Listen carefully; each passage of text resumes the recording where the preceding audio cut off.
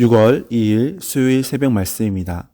오늘 우리에게 주시는 하나님의 말씀은 시편 91편 말씀입니다. 시편 91편에서 1절에서 3절까지 봉독하겠습니다.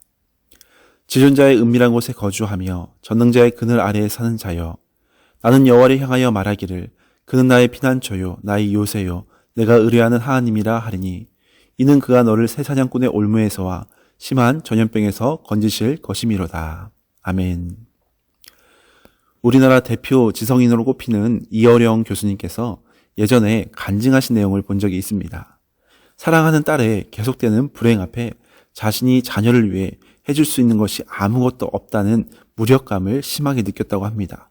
모두가 칭송하는 자신의 지성으로도 또 평생을 갈고 닦은 자신의 실력으로도 자녀를 위해 해줄 수 있는 것이 아무것도 없다는 것을 뼈저리게 느꼈다고 합니다. 그는 좌절된 마음을 이렇게 표현했습니다.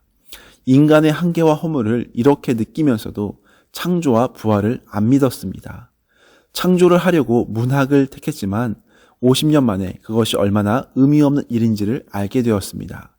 텅 빈 내 방이 마치 사원처럼 느껴졌습니다.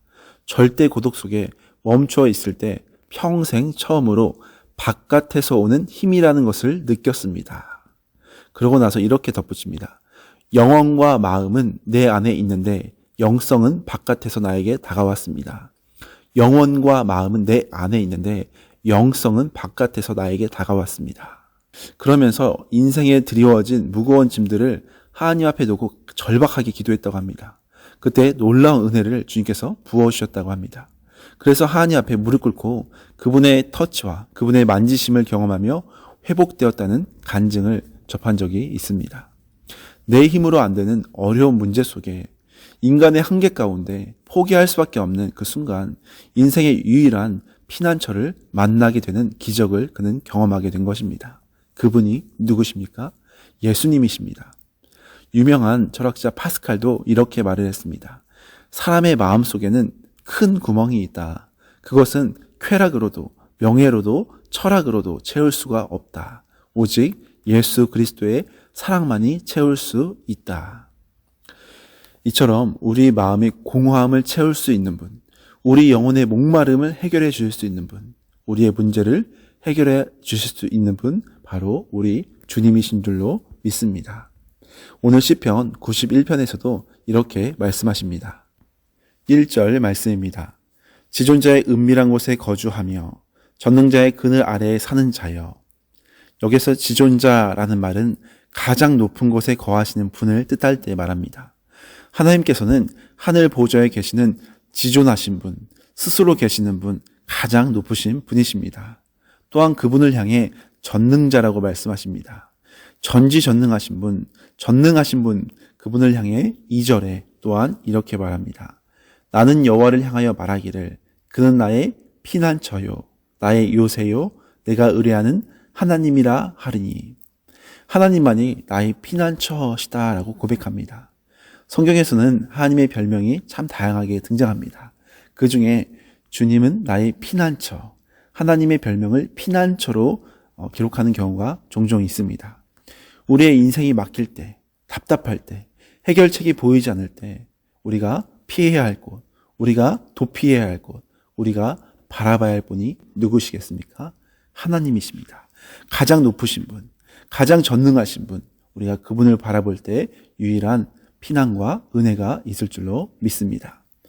하나님을 피난처로 삼은 자에게 어떤 약속을 주시는지 3절부터 자세하게 소개하고 있습니다. 3절입니다. 이는 그가 너를 새 사냥꾼의 올무에서와 심한 전염병에서 건지실 것이미로다. 4절에도 또 축복합니다. 그가 너를 그의 깃으로 덮으시리니 내가 그의 날개 아래에 피하리로다. 그의 진실함은 방패와 손방패가 되시나니. 5절 너는 밤에 찾아오는 공포와 낮에 날아드는 화살과 어두울 때 퍼지는 전염병과 밝을 때 닥쳐오는 재앙을 두려워하지 아니하리로다. 주님께 피하는 자에게 놀라운 축복들을 약속하십니다. 또 7절에 보니까 1000명이 내 왼쪽에서 10,000명이 내 오른쪽에서 엎드러지나 이 재앙이 내게 가까이 하지 못하리로다. 오직 너는 똑똑히 보리니 악인들의 보응을 내가 보리로다. 이렇게 8절까지 하나님을 피난처로 삼은 자에게 주시는 놀라운 약속들을, 축복들을 말씀해 주십니다. 또한 9절에 보니까 다시 한 번 더 하나님은 나의 피난처시라고 반복해서 고백합니다. 9절입니다. 내가 말하기를 여호와 나의 피난처시라 하고 지존자를 너희 거처로 삼았으므로. 하나님을 피난처로 삼은 자, 하나님께 피하는 자에게 또한 어떤 일이 있는지 10절부터 다시 한번 축복합니다. 화가 내게 미치지 못하며 재앙이 내 장막에 가까이 오지 못하리니. 11절 그가 너를 위하여 그의 천사들을 명령하사 내 모든 길에서 너를 지키게 하심이라. 그들이 그들의 손으로 너를 붙들어 발이 돌에 부딪히지 아니하게 하리로다. 내가 사자와 독사를 밟으며 젊은 사자와 뱀을 발로 누르리로다. 14절에 보니까 하나님이 이르시되 그가 나를 사랑한즉 내가 그를 건지리라. 그가 내 이름을 안즉 내가 그를 높이리라. 또 15절에 보면 그가 내게 간구하리니 내가 그에게 응답하리라. 그들이 환난 당할 때 내가 그와 함께하여 그를 건지고 영화롭게 하리라. 마지막으로 16절에 내가 그를 장수하게 함으로 그를 만족하게 하며 나의 구원을 그에게 보이리라. 아멘. 이렇게 16절까지 이르기까지 하나님을 피난처로 삼은 인생에게 얼마나 큰 축복을 주시는지, 정말 얼마나 놀라운 은혜를 주시는지 분명하게 약속해주고 계십니다. 그렇다고 앞에서 말한 수많은 축복들, 요즘 상황으로 대입해보자면 전염병인 코로나19에도 절대 걸리지 않을 것이고 어떤 어려움도 어떤 힘든 일도 무조건 없을 것이라는 맹목적인 축복의 말씀으로 보아서는 안 됩니다. 여전히 이 땅 가운데 우리는 어려움이 있고 고통이 있습니다. 우리 가운데, 일상 가운데 계속해서 고난이 찾아올 수도 있습니다. 그렇다면 오늘 본문의 축복의 말씀들은 무슨 의미입니까? 오늘 본문 말씀은 주님께 피하는 자에게 고통이 다 비켜나가고 어떤 어려움도 모두 없어진다는 무조건적인 축복이 아닙니다. 대신에 그보다 훨씬 더 크신 은혜의 말씀입니다. 고통을 당할지라도 그 가운데 그것보다 훨씬 더 크신 주님의 풍성하신 은혜를 베푸시겠다는 확고한 약속을 우리에게 주시는 것입니다. 중세 종교 개혁자들 시대에도 전염병이 창궐해서 많은 사람들이 지금 코로나 바이러스처럼 죽음이 온 도시를 뒤덮었다고 합니다. 당시 유명한 종교 개혁자인 츠빙글리도 흑사병에 걸려 죽을 위기에 놓였습니다. 2달 동안 극심한 고통을 겪으며 죽음의 문턱에서 이런 시를 썼다고 합니다. 주님 나를 도우소서. 나의 힘 나의 반석이시여. 문 밖에서는 죽음이 문 두드리는 소리. 나를 위해 못 박히신 당신의 손을 높이 들어서 죽음을 정복하시고 나를 구원하소서. 그러나 당신의 음성이 내 생애의 한낮인 지금이라도 내 영혼을 부르신다면 나는 순종하겠나이다. 신앙과 소망 안에서 이 땅을 포기하고 천국을 얻고자 하니 나는 당신의 것이니이다. 이런 고백을 했습니다. 하나님의 은혜로 쯔빙글리는 회복되었고 이 경험은 그가 오직 하나님만을 의지하고 그분의 뜻에만 순종하도록 만드는 중요한 결정적인 계기가 되었다고 합니다. 그래서 하나님을 위해서 종교개혁자로 생명을 다해 전진해 나갈 수 있었던 귀한 경험이 되었다고 합니다. 우리가 잘 아는 종교개혁자 칼빈이 있지 않습니까? 칼빈 또한 사랑하는 가족들이 전염병으로 죽는 사건이 있었다고 합니다. 그때 얼마나 낙심이 되고 슬펐던지 그저 울기만 하며 자신도 죽은 것 같은 절망 가운데 지내는 시간이 있었습니다. 그런 일을 겪으며 칼빈은 이런 믿음의 고백을 합니다. 하나님의 구원은 땅에 존재하고 있는 좁은 경계선을 훨씬 초월해 있다. 우리가 살든지 죽든지 근본적으로 바라봐야 할 것은 바로 이것이다. 사랑하는 여러분, 여러분의 피난처는 누구십니까? 여러분의 피난 방법은 무엇입니까? 가장 높으신 분, 가장 귀하시고 전능하신 하나님만 피난처로 삼으시기를 축복합니다. 우리가 이 땅 가운데 살아가면서 수많은 어려움은 수시로 찾아올 수 있습니다. 다 피해갈 수는 없습니다.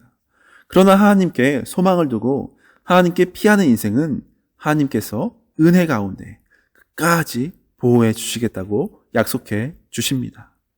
우리는 살아가면서 여러 어려움 속에 이론적으로 만족할 만한 답을 다 찾을 수 없을 때도 많습니다. 이해되지 않을 때도 많습니다. 하지만 주님께 피하는 자에게는 주님이 주시는 참된 평안과 은혜를 찾게 하실 것입니다. 오늘 본문 말씀을 통해 모든 것이 아무 문제 없이 다 잘 될 거라고 말씀하신 것이 아닙니다. 대신에 하나님은 분명한 약속을 우리에게 하십니다. 하나님을 피난처로 삼은 자에게 항상 함께 주신다는 약속입니다. 어떠한 죽음의 위협이 있어도 그것보다 크신 주님의 구원과 은혜가 우리를 사로잡고 있다는 것입니다. 오늘도 예수님께만 소망을 두며 살아가시기를 바랍니다. 예수님만이 우리의 피난처요 구원이심을 기억하며 주님과 동행하는 복된 날 되시기를 예수님의 이름으로 축원합니다. 같이 기도하시겠습니다. 주님, 전능자의 그늘 아래 사는 우리 삶이 되게 하시니 감사합니다. 여러 어려움과 정말 고난 속에서도 주님만이 나의 피난처이시기에, 참된 피난처이신 주님이 계시기에 우리가 오늘 하루도 살아갈 수 있는 줄로 믿습니다. 주여, 더욱 분명한 믿음과 선명한 은혜를 부어주셔서 오직 주님만 바라며 따르며 순종하며 피난처로 삼아 살아갈 수 있도록 도와주시옵소서. 감사드리며 예수 그리스도의 이름으로 기도드립니다. 아멘.